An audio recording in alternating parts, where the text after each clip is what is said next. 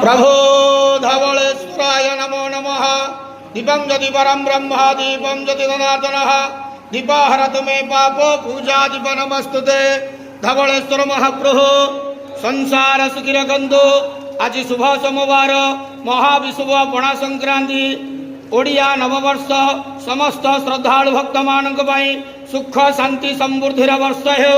समस्त श्रद्धालु भक्त मानक आशीर्वाद करंतु, मनस्कामना पूर्ण करंतु, कर्म क्षेत्र उन्नति करंतु, ग्रह रिष्ट खंडन करंतु, जगतर मंगल करंतु, विश्वर कल्याण करंतु, आपणकर नाम प्रकाश करंतु, सेवकर डाक श्रवण करंतु, समस्त गुआवसा भक्त मानकर मनस्कामना पूर्ण करंतु। महाप्रभु धवलेश्वराय नमः। संसार सुखी रखंतु आनंद गवार हरि बोलो। आज महाविशुभ पणा संक्रांति ओडिया नववर्ष समस्त श्रद्धालु भक्त मान आशीर्वाद करंतु आनंद।